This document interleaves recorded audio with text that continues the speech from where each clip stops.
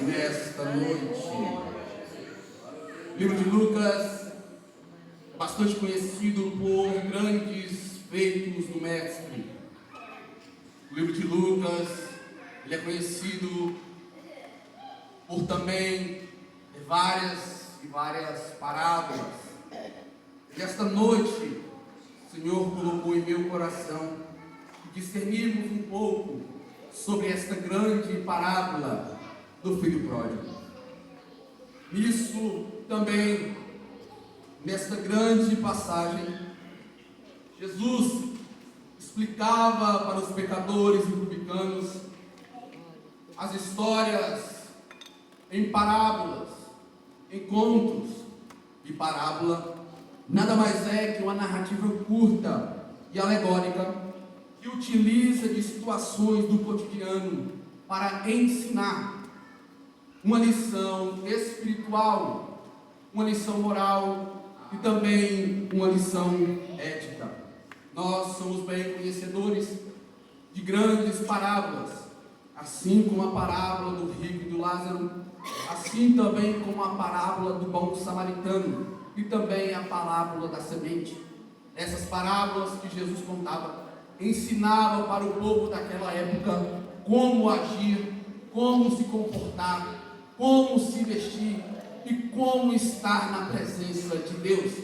O interessante é que Jesus, ele adaptava as histórias do cotidiano para que as pessoas conseguissem entender o que ele estava transmitindo para as suas vidas.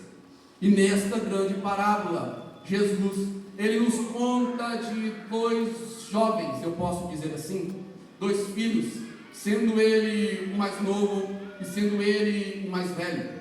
E nós temos aqui três personagens principais, como eu já disse, o mais velho, o mais novo e o pai. Essa história é bastante conhecida no meio cristão, porque ela nos remete a pessoas que estavam fora da presença do Senhor, ou pessoas que estavam na casa do Senhor e se distanciaram. E a primeira coisa que eu quero gravar em nossos corações é que Deus sempre vai dar um jeito de colocar uma história certa na sua vida. Deus sempre vai dar um jeito de colocar alguém na sua história para te orientar ao caminho certo. E Deus, ele transmite para esses jovens, configurado como pai, um sentido de um livre-arbítrio, porque a história nos conta que o seu filho mais novo, ele decidiu tirar e pedir a sua herança. Ora, sabendo que naquela época a herança só era permitida, ou era mais historicamente confiável em dizer, quando o seu patriarca, o seu pai, morria, e assim então todas as suas heranças passavam-se para os seus filhos, sendo ele do mais velho ao mais novo. Mas nesta parábola, o mais novo decide interromper esta história para procurar e para pegar a sua herança. E lindo de se ver é quando o pai dá esse livre-arbítrio para os seus filhos. Deus respeita o livre-arbítrio. Amor de Deus não significa prisão. Em Gênesis capítulo de número 2, Deus fala para Adão e Eva: olha, vocês têm o direito de comer todos esses frutos, mas não comem o fruto do conhecimento do bem e do mal, ou seja, livre-arbítrio. Em Êxodo capítulo de número 3, Deus dá uma ordem a Moisés e diz: olha, vai e liberta o povo do Egito. E eles, conhecendo assim o caminho do bem e do mal, seja livre-arbítrio. Em Gênesis capítulo 4, versículos 6 e 7, Deus avisa Caim que o pecado estava à porta, mas que ele precisava dominá-lo. Sendo assim, mais um exemplo de livre-arbítrio. E trazendo para os nossos dias atuais, Cristo, ele nos tem dado livre-arbítrio. A nossa irmã foi muito feliz em sua palavra, em dizer como nós estamos entregando o nosso tempo para Deus. Isto nos nossos dias atuais, sendo jovens, falando por mim, nós estamos muito atarefados no nosso cotidiano e esquecemos de tirar um tempinho para adorar e bendizer aquele que é digno de todo louvor e toda adoração. E nesta noite eu trago uma palavra para o seu coração, que Cristo está voltando. Então prepare-te, ó igreja, para que venha ao teu encontro. E o filho então decide pegar aquela herança.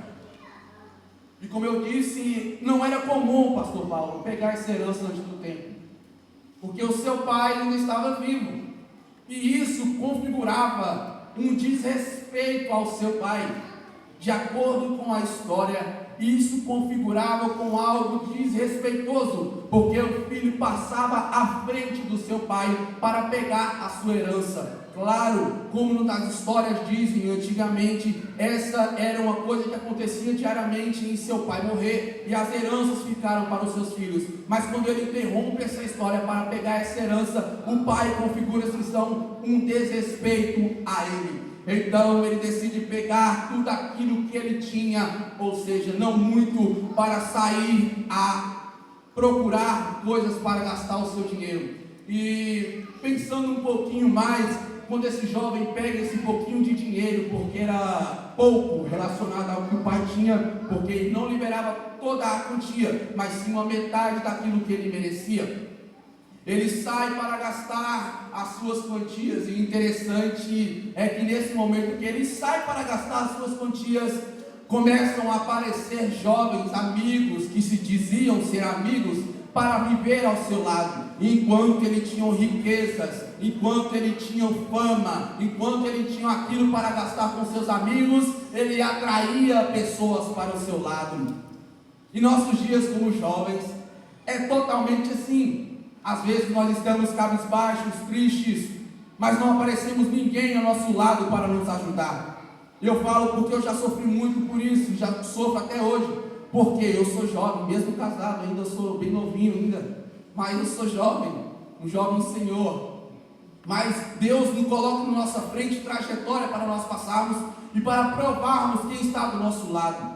E nesta noite o Senhor falava no meu coração, que para nós abrirmos os nossos olhos espirituais, porque Ele está colocando pessoas ao nosso lado para nos testar e para saber aonde nós queremos chegar. O Senhor ele é bem decisivo, Ele é bem inciso nas suas escolhas e trajetórias. Esse jovem, ele poderia muito bem pegar a sua herança e ficar na sua casa, mas ele decide sair para longe da casa do pai. O filho sai para uma terra bem distante, uma terra que ele não conhecia, uma terra que ele não tinha amigos, uma terra que ele não tinha parentes, uma terra que ele não tinha conhecidos, para viver uma vida absolutamente perdida. Deus nos permite enfrentar situações dessas. Deus nos permite entrar em caminhos espinhosos. Deus nos permite entrar em caminhos que nós estamos sufocados para provarmos a nossa fé. Deus nos permite entrar em caminhos que nós vamos afogar em águas turbulentas para provarmos a nossa fé. Foi assim que ele testou a Pedro, quando Pedro estava no barco com seus discípulos, e olhavam para o barco, e olhavam para aquela situação, para aquelas ondas que estavam quase derrubando o barco, e quando de repente ele olha para o lado e vê, olha, alguém vem vindo sobre as águas, será um fantasma, e quando pensa que não, uma voz brada, não temas Pedro, porque sou eu. Aí Pedro olha para o lado e para o outro e diz, se é o Senhor mesmo, faça eu caminhar sobre as águas. Deus provando a sua fé. Aí Deus olha para Pedro e diz, vem, e Pedro decide sair ao seu caminho. Pedro dá o primeiro passo e não afunda, Pedro dá o segundo passo e não afunda, mas quando Pedro olha para um lado e para o outro, Pedro começa a afundar. É Deus dizendo, confia e permanece a sua fé em mim. Enquanto você estiver olhando para o alto e avante, eu estarei caminhando contigo lado a lado. Enquanto você estiver olhando para cima, eu estarei caminhando com você nessas águas. Enquanto você estiver olhando para cima, eu estarei com você no seu colo. Glória. Esse jovem queria momentos prazerosos, jovem queria momentos que ali só queriam satisfazer a sua carne. E nós, como servos de Deus, precisamos estar atentos a certas situações. Nós, como servos de Cristo, precisamos estar atentos às nossas escolhas. Nós, como servos de Deus, precisamos estar atentos naquilo que nós colocamos em nossos ombros, porque Deus, Ele nos escolheu para fazer a diferença. Deus, Ele nos escolheu para ser o sal da terra e a luz do mundo. E o que está acontecendo nos dias atuais é que nós estamos muito acostumados com o mundo. Nós estamos acostumados com as coisas do mundo. Vemos as coisas erradas e não denunciamos. Vemos os pecados lá fora e não queremos trazer os pecadores para a presença de Deus. E Deus está te alertando nesta noite. Ele quer usar você para ser um canal de bênção, para trazer pessoas que estão lá fora para a presença do Senhor.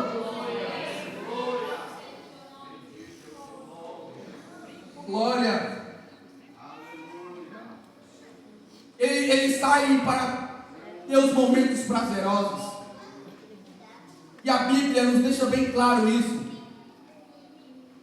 Quando começa a acabar o seu dinheiro, começa a acabar a sua fama, começa a acabar tudo aquilo que ele tinha ao seu redor, os amigos começam a sair, os amigos começam a ir embora, os falsos amigos começam a criticá-lo, porque já não estava pagando mais para eles, porque já não estava satisfazendo as suas vontades. E os amigos começam a ir embora.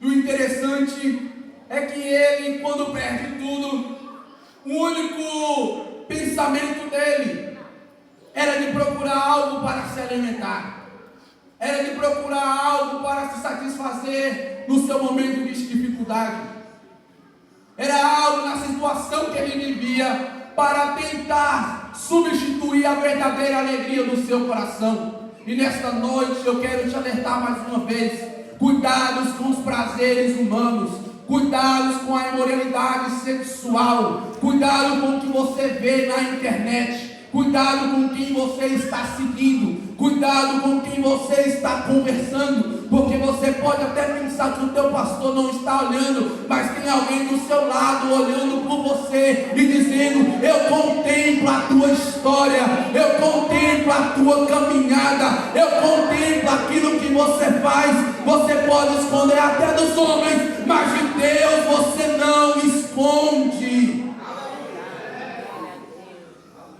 Vai doer um pouquinho, mas é para sarar.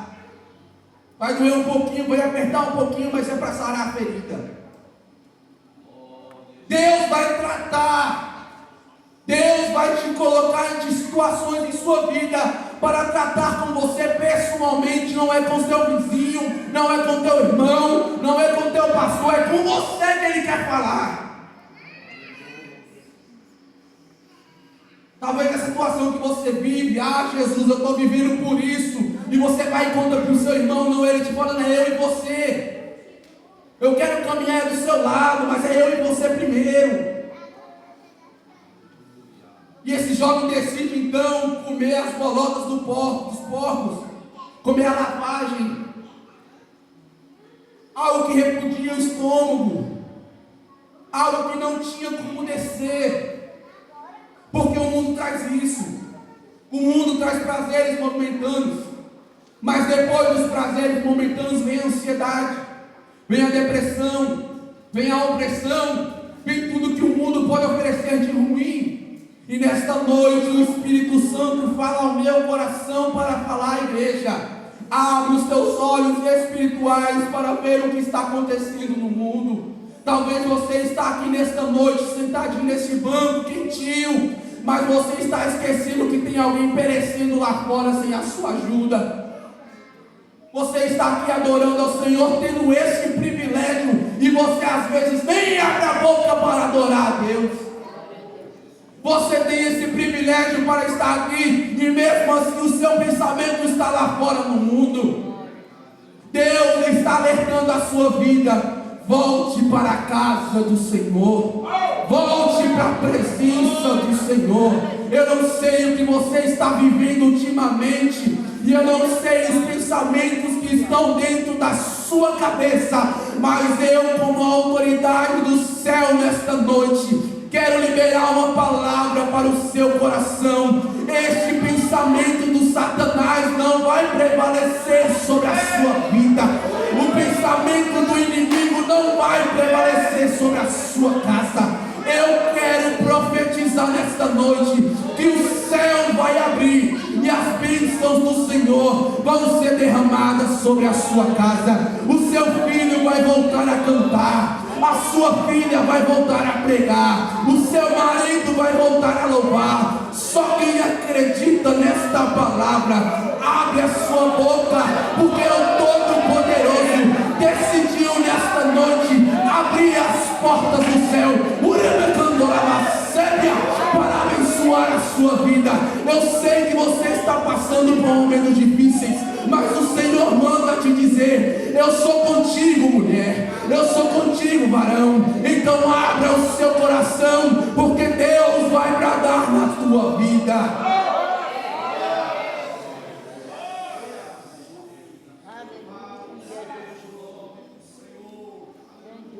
Esse jovem decide e pensa em voltar para casa.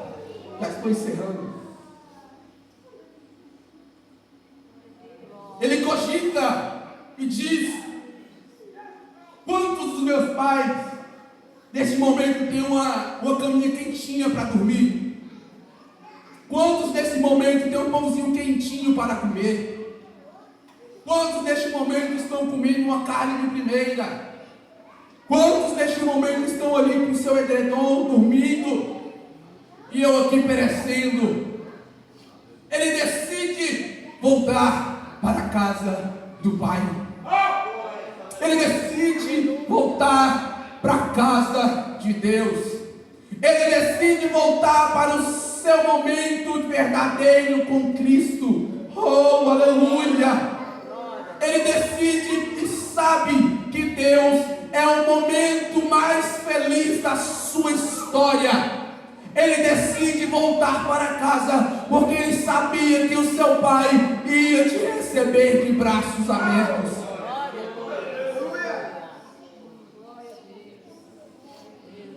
E quando ele decide fazer isso, ele toma uma iniciativa com Cristo. Quando ele decide fazer isso, ele toma uma iniciativa com o seu pai. Porque, mesmo fugindo de casa, o pai sempre esperava o seu filho de volta. Mesmo fugindo de casa e mesmo saindo de casa, o pai sempre esperava o seu filho de volta. Eu não sei se você está entendendo esta palavra, mas o Senhor está falando com você nesta noite, dizendo: eu ainda estou te esperando naquele cantinho de oração. Eu ainda estou esperando você no cantinho do louvor. Você tem fugido de mim, mas nesta noite o Senhor está falando ao seu coração: eu ainda te aceito de volta, meu filho. Eu ainda te aceito de volta, minha filha. Você pode até se esconder, mas eu te achei no meio dessa multidão. Você pode até tentar se esconder, mas Ele viu seu choro no meio dessa multidão. Você pode até tentar fugir, como Jonas fez, mas Ele vai armar uma situação para a sua vida, para você lembrar que Ele é o Deus da sua história e Ele é o Deus da sua vida. E aí ele tem um encontro com seu pai. E eu tenho certeza que no pensamento daquele jovem é que ele não ia ser recebido de uma grande boa maneira. Por quê? Porque ele sabia que tinha saído de uma maneira errada. Sabia que tinha saído de uma maneira que não era correta. Mas diferente de nós, Deus não trabalha da nossa forma. Deus não trabalha do nosso jeito. Deus não trabalha do jeito que nós queremos. E quando o pai decide esperar o seu filho de volta, ele então percebe que a sua escolha foi a certa de voltar para casa.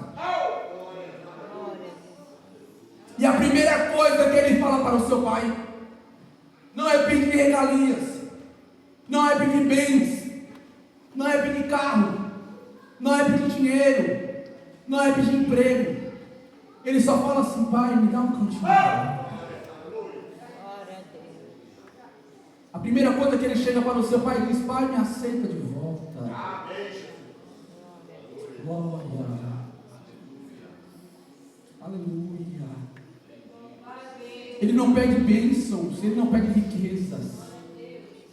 A primeira coisa que ele encontra com o seu pai, ele olha para o seu pai: pai, eu posso voltar para casa. Isso aqui eu vejo nele uma grande humildade. Eu vejo nele aqui uma grande bonança de trazer para consigo algo que faltava em seu coração. E o pai olha para ele e no mesmo instante ele olha para o seu filho, olha para os seus servos e não joga fora. Ele olha para os seus servos e diz: trazei novos vestidos.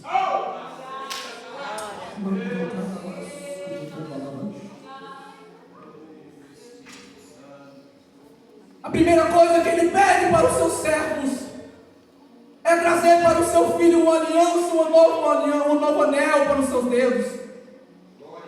Traz sandálias novas para o meu filho que voltou para casa.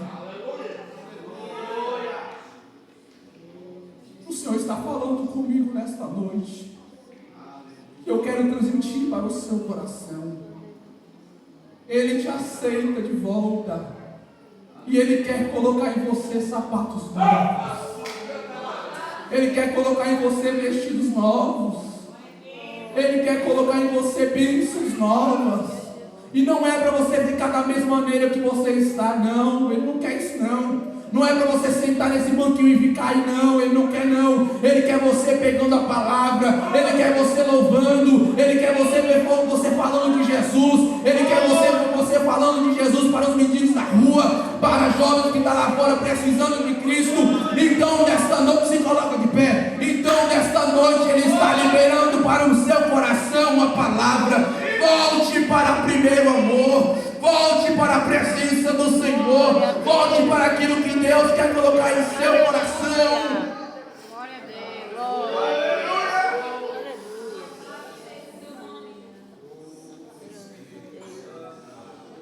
Deus está sentindo saudade de você. Deus está sentindo saudade do seu momento com Ele. Talvez você orava e você não ora mais. Talvez você jejuava e nem sequer mais você jejuma.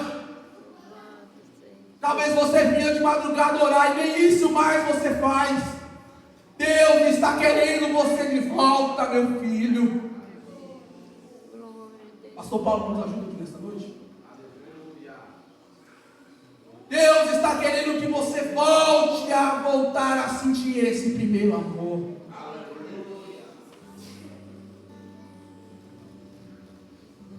É tempo de voltar, de se arrepender. É tempo de voltar a nossa amizade. É tempo de chorar e de se converter. Se você quiser, a gente vai sair de mãos dadas por esta cidade. É tempo de voltar, de se arrepender.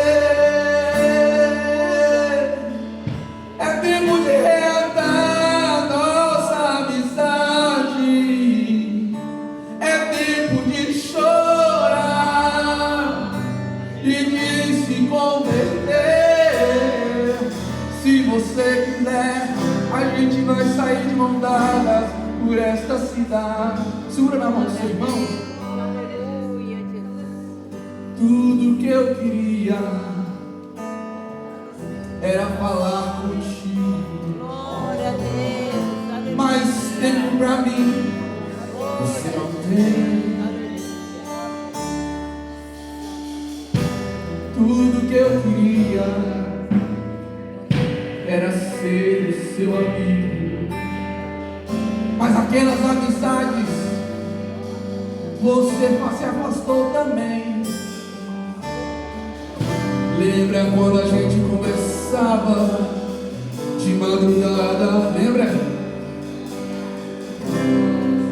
Faz tempo que eu não ouço a sua voz. Olhe falando, que saudade gostou das nossas conversas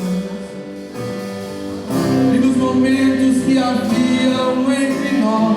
Olha ele, foi por isso que eu fechei as portas, pra ver se você lembrava de mim. Já não dá pra viver nessa indiferença. Você tem até hoje, se quiser continuar assim. Seu Facebook, Instagram, WhatsApp, Twitter é mais importante do que eu. Faz muito tempo que eu já não ouço a sua voz.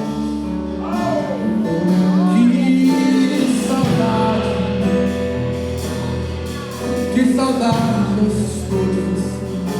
Eu marquei este encontro porque eu precisava conversar contigo. Aleluia. E se arrepender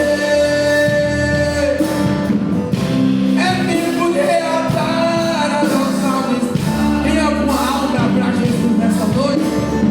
É tempo de chorar e se converter.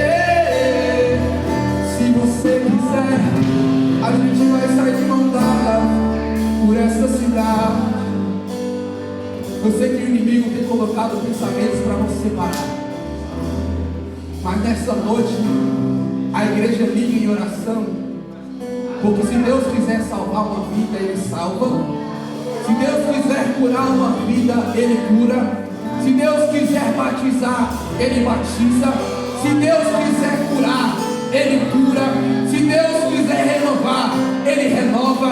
Mas Ele precisa de algo. Precisa que você abra o seu coração.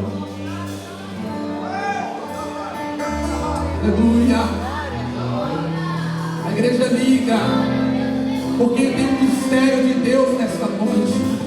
E eu não vou terminar antes de você sentir este mistério, porque você não vai sair da mesma maneira que você entrou. Eu vejo jovens chorando, e isso para mim é de grande valia, porque eu sei que Deus está falando. Eu sei que Deus está transmitindo em seu coração algo sobrenatural. E eu quero liberar uma palavra profética para a sua vida, jovem. Você não vai morrer sozinho. Você não vai morrer parado. Você não vai viver em depressão. Você não vai viver em ansiedade. Esse pânico não vai te sobressair, porque tem algo do céu caindo sobre a sua vida nesta noite. Deus vai colocar um manto. Deus vai colocar alguém para te ajudar nessa história.